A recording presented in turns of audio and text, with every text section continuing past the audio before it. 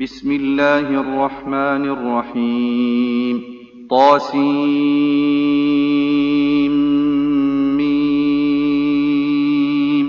تلك آيات الكتاب المبين نتلو عليك من نبأ موسى وفرعون بالحق لقوم يؤمنون. إن فرعون علا في الأرض وجعل أهلها شيعا يستضعف طائفة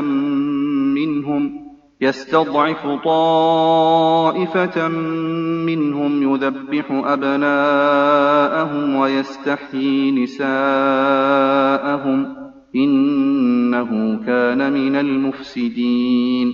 ونريد أن نمن على الذين استضعفوا في الأرض ونجعلهم أئمة ونجعلهم الوارثين ونمكن لهم في الأرض ونري فرعون وهامان وجنودهما منهم ما كانوا يحذرون. وأوحينا إلى أم موسى أن أرضعيه فإذا خفت عليه فألقيه في اليم ولا تخافي ولا تحزني إنا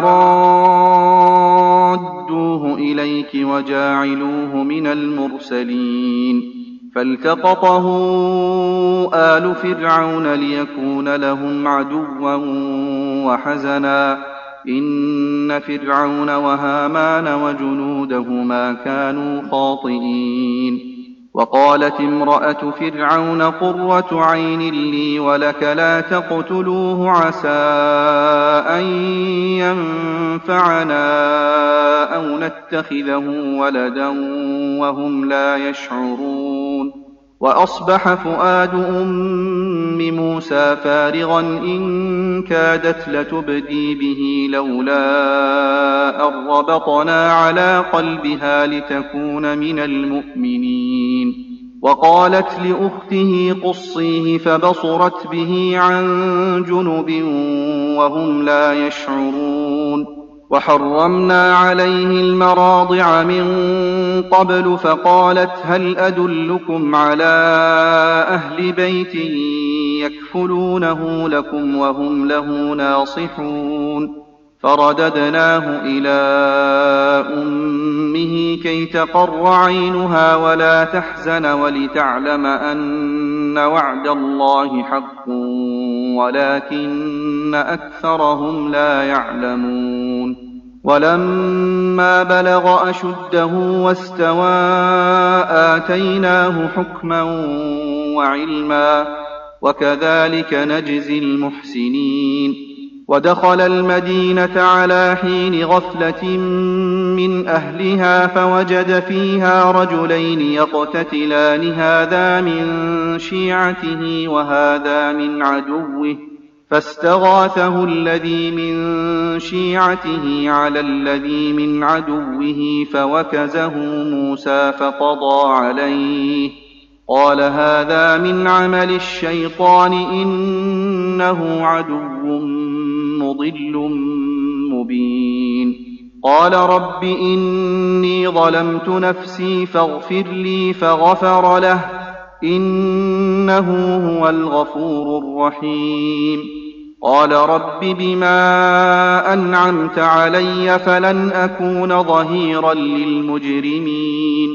فأصبح في المدينة خائفا يترقب فإذا الذي استنصره بالأمس يستصرخه قال له موسى إنك لغوي مبين. فلما أن أراد أن يبطش بالذي هو عدو لهما قال يا موسى أتريد أن تقتلني كما قتلت نفسا بالأمس إن تريد إلا أن تكون جبارا في الأرض وما تريد أن تكون من المصلحين. وجاء رجل من أقصى المدينة يسعى قال يا موسى إني الملأ يأتمرون بك ليقتلوك فاخرج إني لك من الناصحين. فخرج منها خائفا يترقب قال رب نجني من القوم الظالمين. ولما توجه تلقاء مدين قال عسى ربي أن يهديني سواء السبيل. ولما ورد ماء مدين وجد عليه أمة من الناس يسقون ووجد من دونهم امرأتين تذودان قال ما خطبكما قالتا لا نسقي حتى يصدر الرعاء وأبونا شيخ كبير. فسقى لهما ثم تولى إلى الظل فقال رب إني لما أنزلت إلي من خير فقير. فجاءته إحداهما تمشي على استحياء قالت إن أبي يدعوك ليجزيك أجر ما سقيت لنا. فلما جاءه وقص عليه القصص قال لا تخف نجوت من القوم الظالمين. قالت إحداهما يا أبت استأجره إن خير من استأجرت القوي الأمين. قال إني أريد أن أنكحك إحدى ابنتي هاتين على أن تأجرني 8 حجج فإن أتممت 10 فمن عندك وما أريد أن أشق عليك ستجدني إن شاء الله من الصالحين. قال ذلك بيني وبينك أيما الأجلين قضيت فلا عدوان علي والله على ما نقول وكيل. فلما قضى موسى الأجل وسار بأهله آنس من جانب الطور نارا قال لأهلهم كثوا إني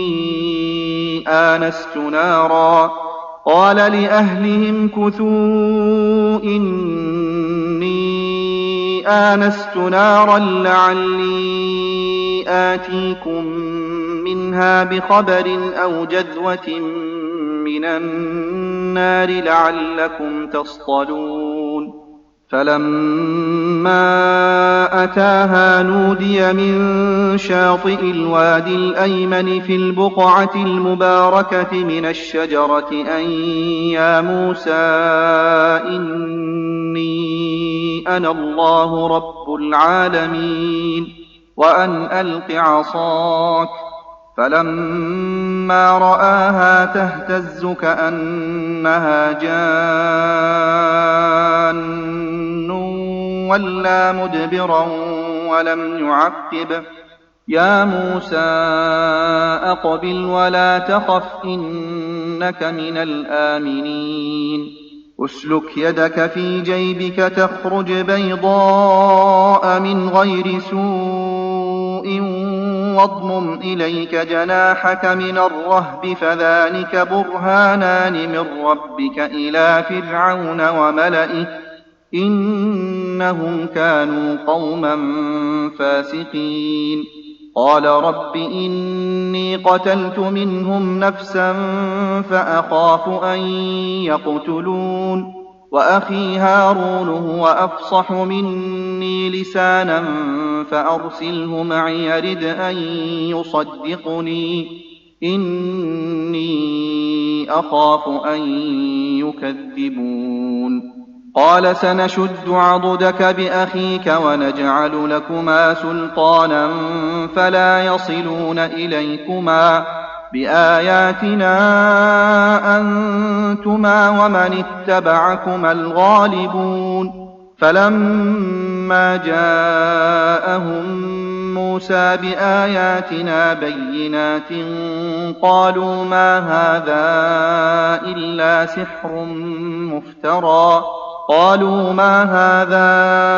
إلا سحر مفترى وما سمعنا بهذا في آبائنا الأولين. وقال موسى ربي أعلم بمن جاء بالهدى من عنده ومن تكون له عاقبة الدار إنه لا يفلح الظالمون. وقال فرعون يا أيها الملأ ما علمت لكم من إله غيري فأوقد لي يا هامان على الطين فاجعل لي صرحا لعلي أطلع إلى إله موسى وإني لأظنه من الكاذبين. واستكبر هو وجنوده في الأرض بغير الحق وظنوا أنهم إلينا لا يرجعون. فأخذناه وجنوده فنبذناهم في اليم فانظر كيف كان عاقبة الظالمين. وجعلناهم أئمة يدعون إلى النار ويوم القيامة لا ينصرون. وأتبعناهم في هذه الدنيا لعنة ويوم القيامة هم من المقبوحين. ولقد آتينا موسى الكتاب من بعد ما أهلكنا القرون الأولى بصائر للناس وهدى ورحمة لعلهم يتذكرون. وما كنت بجانب الغربي إذ قضينا إلى موسى الأمر وما كنت من الشاهدين ولكننا أنشأنا قرونا فتطاول عليهم العمر وما كنت ثاويا في أهل مدين تتلو عليهم آياتنا ولكننا كنا مرسلين. وما كنت بجانب الطور إذ نادينا ولكن رحمة من ربك لتنذر قوما ما أتاهم من نذير من قبلك لعلهم يتذكرون. ولولا أن تصيبهم مصيبة بما قدمت أيديهم فيقولوا ربنا لولا أرسلت إلينا رسولا فنتبع آياتك ونكون من المؤمنين. فلما جاءهم الحق من عندنا قالوا لولا أوتي مثل ما أوتي موسى أولم يكفروا بما أوتي موسى من قبل قالوا سحران تظاهرا وقالوا إنا بكل كافرون. قل فأتوا بكتاب من عند الله هو أهدى منه ما أتبعه إن كنتم صادقين. فإن لم يستجيبوا لك فاعلم أنما يتبعون أهواءهم ومن أضل ممن اتبع هواه بغير هدى من الله إن الله لا يهدي القوم الظالمين. ولقد وصلنا لهم القول لعلهم يتذكرون. الذين آتيناهم الكتاب من قبله هم به يؤمنون.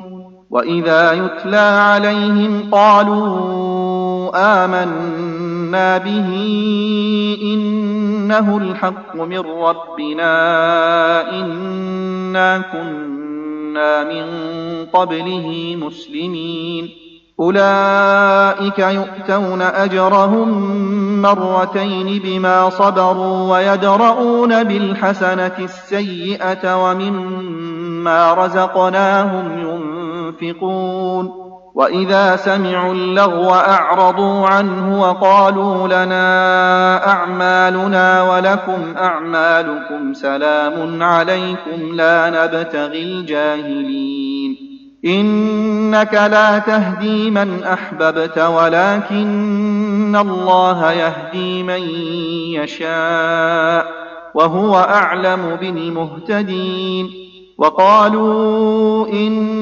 نتبع الهدى معك نتخطف من أرضنا أولم نمكن لهم حرما آمنا يجبى إليه ثمرات كل شيء رزقا من لدنا ولكن أكثرهم لا يعلمون وكم أهلكنا من قرية بطرت معيشتها فتلك مساكنهم لم تسكن من بعدهم إلا قليلا وكنا نحن الوارثين وما كان ربك مهلك القرى حتى يبعث في أمها رسولا يتلو عليهم آياتنا وما كنا مهلك القرى إلا وأهلها ظالمون وما أوتيتم من شيء فمتاع الحياة الدنيا وزينتها وما عند الله خير وأبقى أفلا تعقلون أفمن وعدناه وعدا حسنا فهو لاقيه كمن متعناه متاع الحياة الدنيا ثم هو يوم القيامة من المحضرين ويوم يناديهم فيقول أين شركائي الذين كنتم تزعمون قال الذين حق عليهم القول ربنا هؤلاء الذين أغويناهم كما غوينا تبرأنا إليك ما كانوا إيانا يعبدون وقيل ادعوا شركاءكم فدعوهم فلم يستجيبوا لهم ورأوا العذاب لو أنهم كانوا يهتدون ويوم يناديهم فيقول ماذا أجبتم المرسلين فعميت عليهم الأنباء يومئذ فهم لا يتساءلون فأما من تاب وآمن وعمل صالحا فعسى أن يكون من المفلحين وربك يخلق ما يشاء ويختار ما كان لهم الخيرة سبحان الله وتعالى عما يشركون وربك يعلم ما تكن صدورهم وما يعلنون وهو الله لا إله إلا هو له الحمد في الأولى والآخرة وله الحكم وإليه ترجعون قل أرأيتم إن جعل الله عليكم الليل سرمدا إلى يوم القيامة من إله غير الله يأتيكم بضياء أفلا تسمعون قل أرأيتم إن جعل الله عليكم النهار سرمدا إلى يوم القيامة من إله غير الله يأتيكم بليل تسكنون فيه أفلا تبصرون ومن رحمته جعل لكم الليل والنهار لتسكنوا فيه ولتبتغوا من فضله ولعلكم تشكرون ويوم يناديهم فيقول أين شركائي الذين كنتم تزعمون ونزعنا من كل أمة شهيدا فقلنا هاتوا برهانكم فعلموا أن الحق لله وضل عنهم ما كانوا يفترون. إن قارون كان من قوم موسى فبغى عليهم وآتيناه من الكنوز ما إن مفاتحه لتنوء بالعصبة أولي القوة إذ قال له قومه لا تفرح إن الله لا يحب الفرحين وابتغ فيما آتاك الله الدار الآخرة ولا تنس نصيبك من الدنيا وأحسن كما أحسن الله إليك ولا تبغ الفساد في الأرض إن الله لا يحب المفسدين. قال إنما أوتيته على علم عندي أولم يعلم أن الله قد أهلك من قبله من القرون من هو أشد منه قوة وأكثر جمعا ولا يسأل عن ذنوبهم المجرمون. فخرج على قومه في زينته قال الذين يريدون الحياة الدنيا يا ليت لنا مثل ما أوتي قارون إنه لذو حظ عظيم. وقال الذين أوتوا العلم ويلكم ثواب الله خير لمن آمن وعمل صالحا ولا يلقاها إلا الصابرون. فخسفنا به وبداره الأرض فما كان له من فئة ينصرونه من دون الله وما كان من المنتصرين. وأصبح الذين تمنوا مكانه بالأمس يقولون ويك أن الله يبسط الرزق لمن يشاء من عباده ويقدر لولا أمن الله علينا لخسف بنا ويكأنه لا يفلح الكافرون. تلك الدار الآخرة نجعلها للذين لا يريدون علوا في الأرض ولا فسادا والعاقبة للمتقين. من جاء بالحسنة فله خير منها ومن جاء بالسيئة فلا يجزى الذين عملوا السيئات إلا ما كانوا يعملون.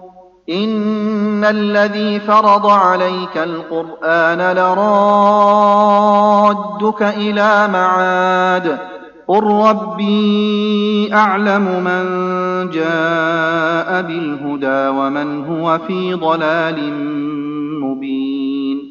وما كنت ترجو أن يلقى إليك الكتاب إلا رحمة من ربك فلا تكونن ظهيرا للكافرين. ولا يصدنك عن آيات الله بعد إذ أنزلت إليك وادع إلى ربك ولا تكونن من المشركين. ولا تدع مع الله إلها آخر لا إله إلا هو كل شيء هالك إلا وجهه له الحكم وإليه ترجعون.